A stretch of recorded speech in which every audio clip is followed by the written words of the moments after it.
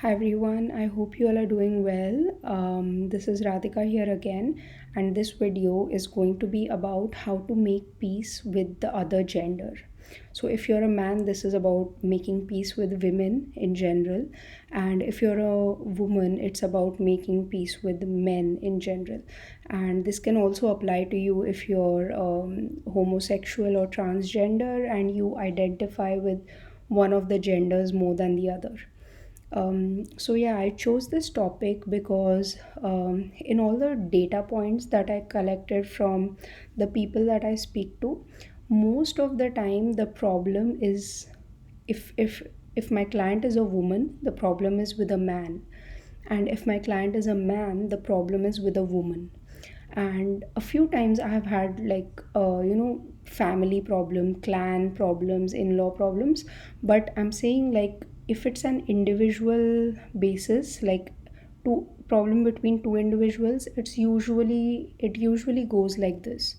So I was kind of thinking about that, and also like talking to people, and even in my own life and talking to friends and just in this world in general, I do feel that we do see the other gender in a specific way. It's like we see them through a kind of a lens, and I will talk about that lens a little more in this video. Also, I think if someone is on the spiritual path, if you want to make some spiritual progress in life, then this is a major block for some people, because even though they are following spiritual practices, meditation, and a lot of things like forgiveness, gratitude, they still have this tendency of categorizing men in a certain way and women in a certain way. And maybe they don't see this as a spiritual topic at all, but I think it is a major spiritual topic. And I think it is a major blockage in a feeling of oneness that people don't experience unless they actually move past this block of gender. So yeah, I thought even from a spiritual perspective, it is something that is pretty necessary. At least I feel so. I don't know, it might not be the truth, but it is what I observe as my perspective. So yeah, so what happens is most of us have a script that plays in our head about the other gender, and the script comes from mainly let's say three sources. Okay, so the first source is our parents.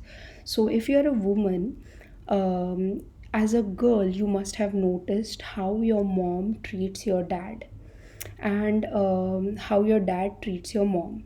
And like obviously you will recognize your dad as the masculine and your mom as the feminine, even though I'm just saying like conditions apply.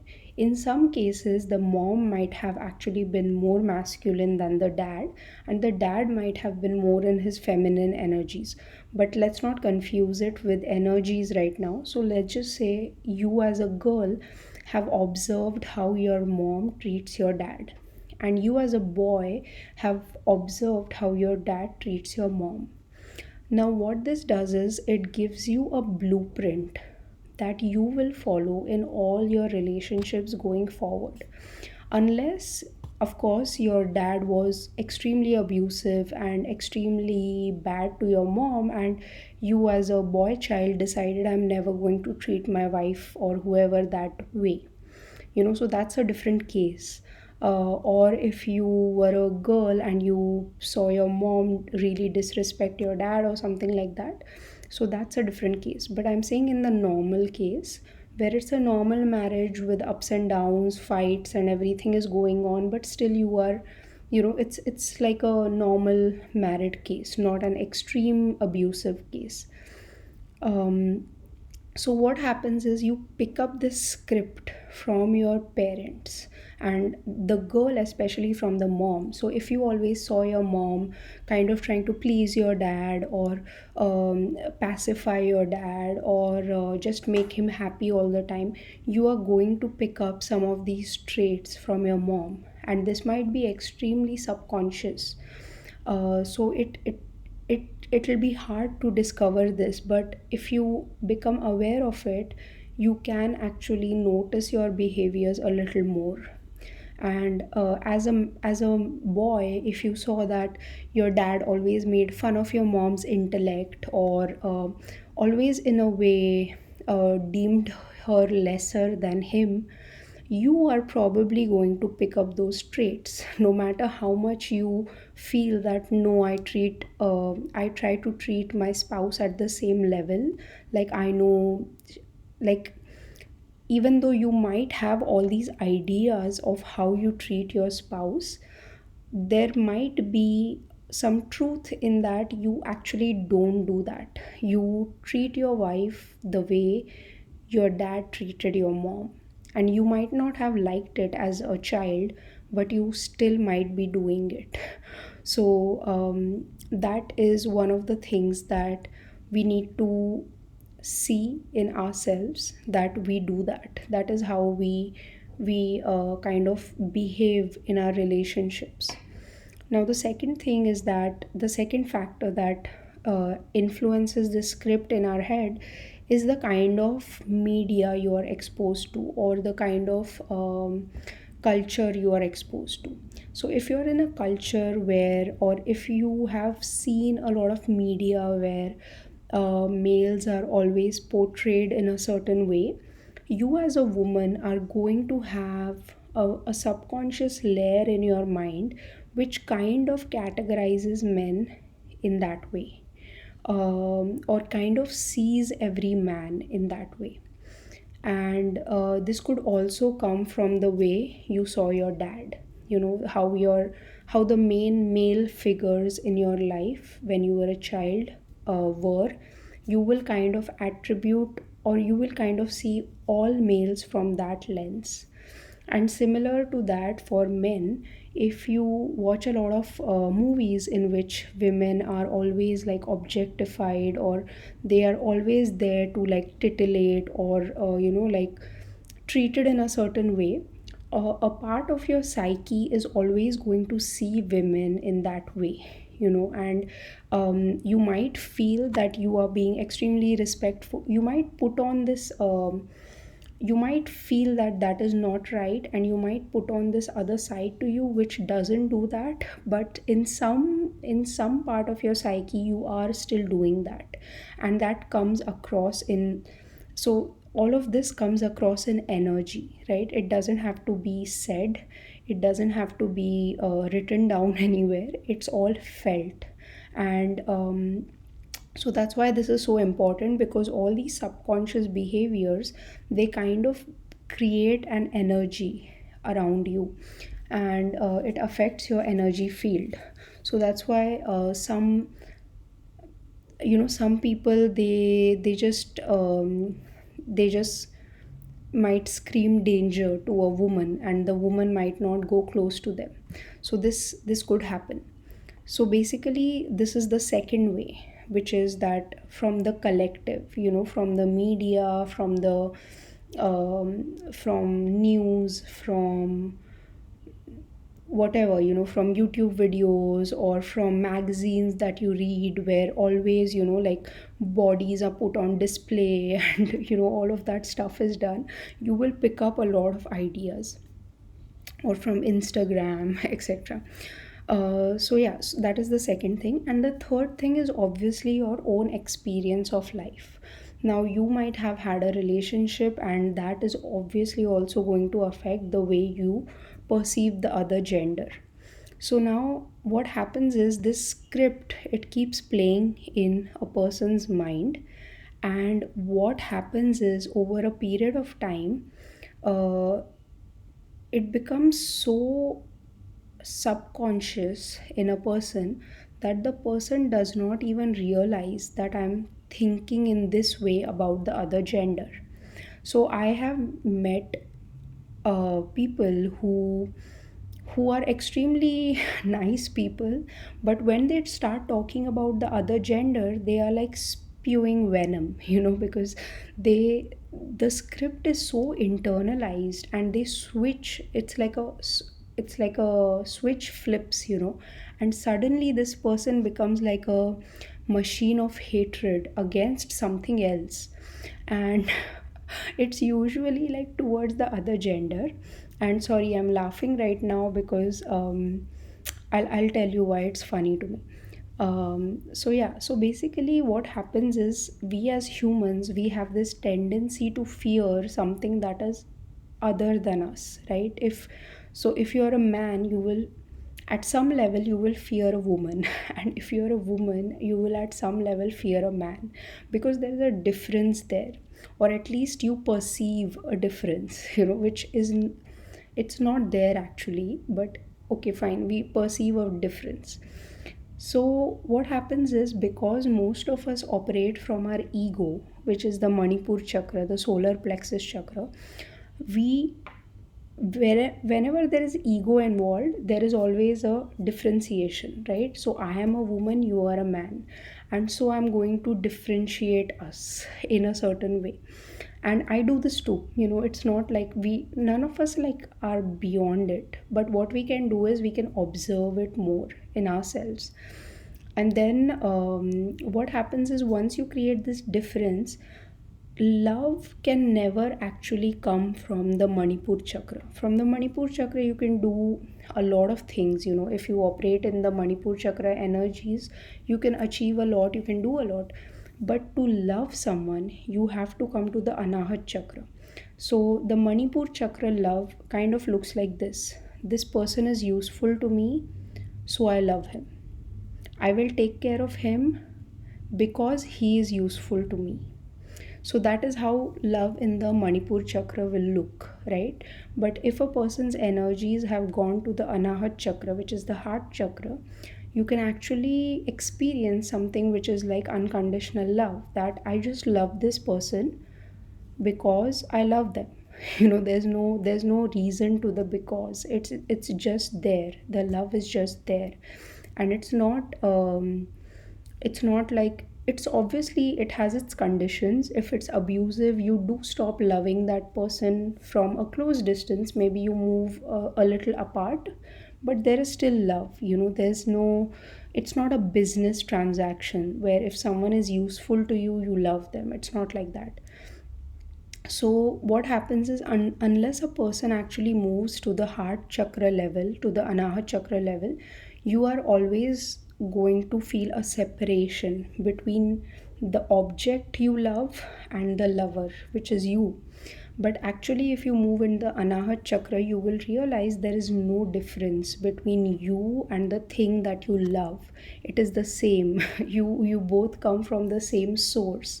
And that's why I was laughing, because men who fear, who will say things like women are this and women are that, and like um I've heard things like every woman just wants money. And they'll just seduce men and use men. And of course, I can understand, if you have been in a covert narcissistic experience, this is how you would view, this can be how you view all women. But really, one experience should not equal all, because it's a bad way to judge life, or to judge a collective. And we've seen what happens when we judge collectives like that. It doesn't lead to a good path. And I'm talking about the Holocaust. So you should we should refrain ourselves from putting quality of one person onto a collective, because that's not helpful actually.